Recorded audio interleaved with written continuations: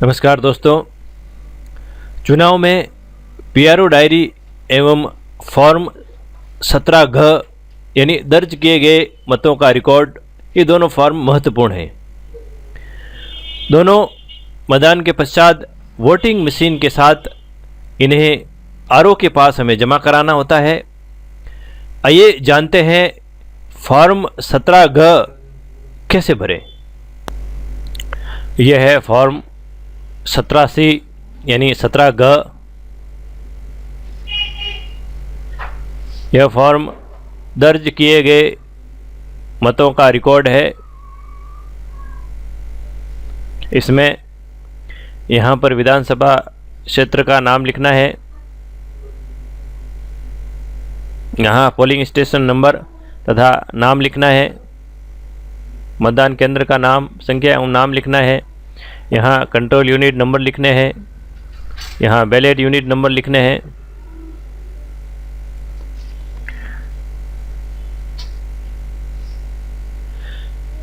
इसमें पहला बिंदु है कि मतदान केंद्र को सौंपे गए निर्वाचकों की कुल संख्या जो है वो यहाँ लिखनी है। इसके आगे यहाँ पर उदाहरण के लिए यहाँ पर लिखी गई है। दूसरे बिंदु में हमें मतदाताओं के लिए रजिस्टर यथा प्रविष्ट मतदाताओं की संख्या प्रारूप 17 क के अनुसार वोटर्स की संख्या यहाँ लिखनी है।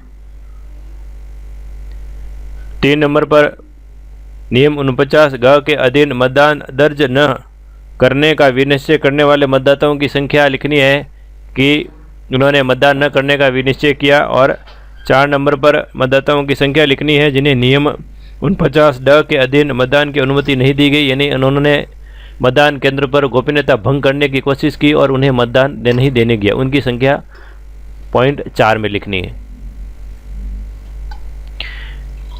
और 5वें पॉइंट में हमें टेस्ट वोटों का रिकॉर्ड यहाँ पर देना है।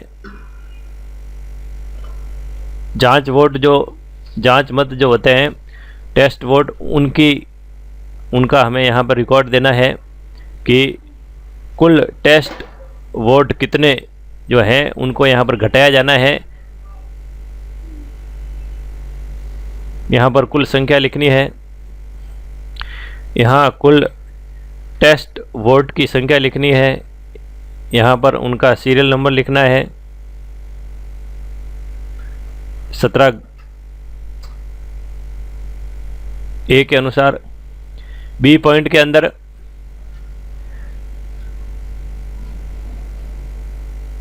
उन कैंडिडेट्स के नाम लिखने हैं जिन्हें टेस्ट वोट डाला गया और यहाँ आगे कितने वोट डाले गए उनकी संख्या लिखनी है।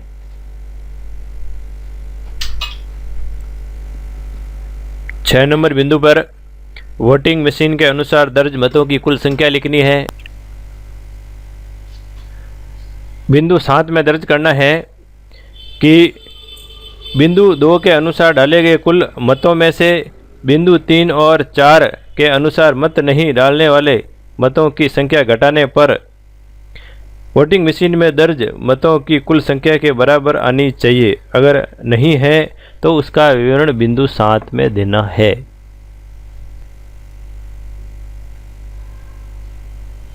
बिंदु 8 में मतदाताओं की संख्या जिन्हें नियम 49 त के अधीन निवेदित मतपत्र जारी किए गए उनकी संख्या लिखनी है।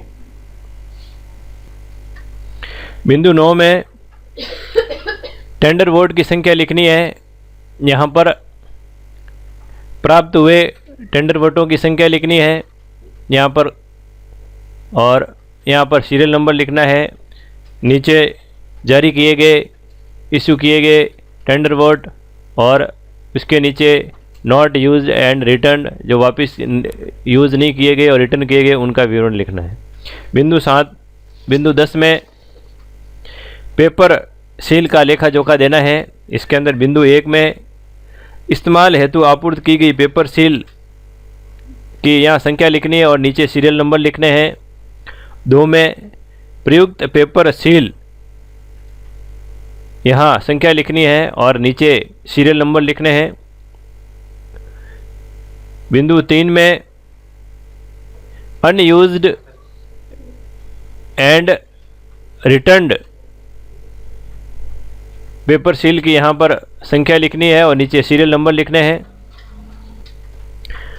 और 4 में क्षतिग्रस्त पेपर सील यदि कोई है तो उसका विवरण देना है। फिर यहाँ नीचे पीआरओ के साइन और इसके नीचे यहाँ पर पोलिंग एजेंट के और यहाँ स्थान और दिनांक लिखनी है।